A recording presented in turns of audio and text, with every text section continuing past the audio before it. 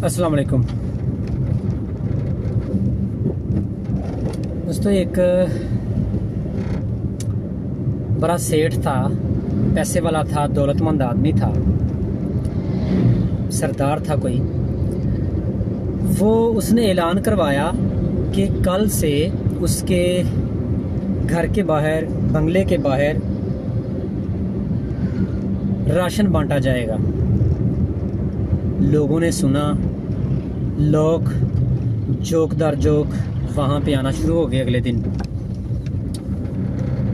Line बल्कि बनाना शुरू कर दी उन्होंने, ताकि जब लंगर की बारी आए, राशन देने की बारी आए तो हमें जल्दी मिल जाए और हम जाएं, हम ताकि रह ना जाएं। क्योंकि उसने ऐलान करवा छोड़ा था कि रात 5 बजे के बाद लंगर देना बंद कर दिया जाएगा।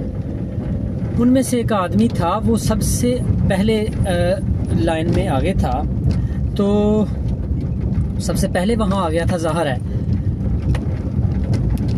उसने क्या देखा कि पीछे वाले आदमी से कुछ पूछा, उसने बताया होगा कि मुझे बड़ा ज़रूरी चाहिए, मेरा बच्चे घर बड़े भूखे हैं। तो वो आदमी पीछे चला गया और दूसरे को आगे कर दिया।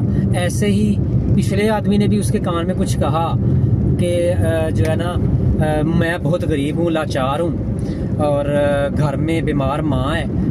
उसने ऐसे ही किया, वो आदमी पीछे चला गया और दूसरा आगे आ गया। ऐसे करते करते वो आदमी सबसे पीछे चला गया। और दोस्तों, जब 5 बजे घंटी बजी कि अब लंगर नहीं मिलेगा, तो वो आदमी पीछे रह गया, उसको लंगर नहीं मिल सका, वो वापस चला गया। उसने नीयत की कि कल इससे भी पहले मैं यहाँ पहुँचूँगा। कल अगले रोज़ वो नमाज के टाइम वहाँ पहुँच गया दोस्तों, ताकि सबसे आगे मैं रहूँ और मुझे लंगर पहले मिल सके। फिर वही हुआ, लाइन बढ़ती गई। जब लंगर देने की बारी आई, 7 बजे लंगर देना शुरू होना था, राशन देना था, राशन तकसीम होना था, तो वो जो है ना,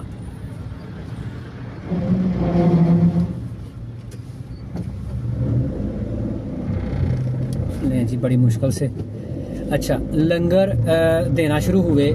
तो वो आदमी ऐसे ही दूसरों से पूछा, पिछले ने कुछ बताया और वो आहिस्ता आहिस्ता पीछे जाता गया। तीसरा दिन भी ऐसे ही था। उसने कहा आज मैं इससे भी जल्दी आऊँगा। वो नमाज से भी पहले पहुँच गया अंधेरे में ही।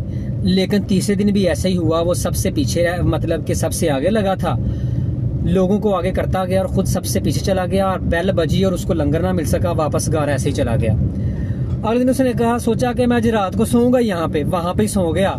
और वही हुआ, लाइन बढ़ती गई, लंगर देने की बारी आई, राशन देने की, बांटने की बारी आई, तो वो पीछे जाता गया, लोगों से कुछ पूछते पिछाते, और उसकी बारी ना आई और वो वापस घर खाली आ चला गया।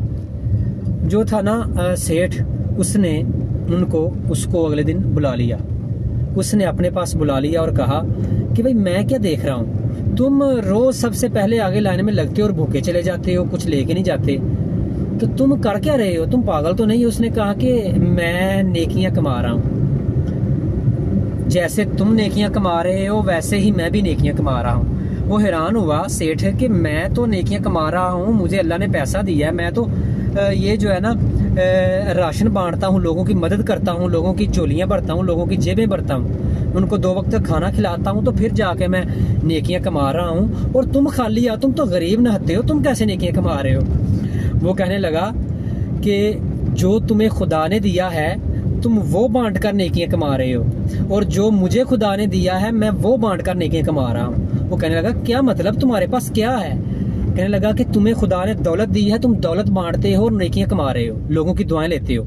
मुझे खुदा ने वक़्त दिया था, मेरी जगह दी थी, मेरी सीट मुझे दी थी, मैंने वो अता की और मैं वो नेकियां कमा रहा हूँ। मैं चाहता तो सबसे पहले राशन ले सकता था, मैं भी बहुत लाचार हूँ और गरीब हूँ, लेकिन मुझे खुदा ने मेरी सीट दी थी और मैं सीट वो किसी और को अता कर सकता था, मैंने वो सीट अता की और मैं नेकियां कमा रहा हूँ। दोस्तों, हम समझते हैं कि नेकी कमाना बड़ा मुश्किल काम है। हम समझते हैं कि 20 लाख रुपया होगा, हज करेंगे तो फिर नेकी कमाएंगे, ठीक है, वो फ़र्ज़ इबादत है। लेकिन छोटी छोटी खुशियाँ नेकी का बायस हैं, हमें जन्नत में ले जा सकती हैं। हम दूसरों को मुस्कुरा कर देखेंगे तो हम दूसरों को खुश कर देंगे, इस तरह हम नेकियां कमा सकते हैं। हम दूसरों को कोई अच्छा मशवरा देकर नेकी कमा सकते हैं। हम लोगों के लिए आसानियाँ पैदा करके नेकी कमा सकते हैं। हम रास्ते से पत्थर हटा के नेकी कमा सकते हैं। हम किसी मुसाफिर को रास्ता दिखाकर नेकी कमा सकते हैं। हम किसी को अपना वक्त देकर नेकी कमा सकते हैं। हम किसी के लिए कोई दुआ कर कर नेकी कमा सकते हैं। तो दोस्तों, नेकियां कमाना तो बड़ा आसान है। हम क्यों भटक रहे हैं इन चक्करों में कि बड़ा पैसा होगा, लोगों को बांटेंगे तो फिर जाके हम अता करेंगे।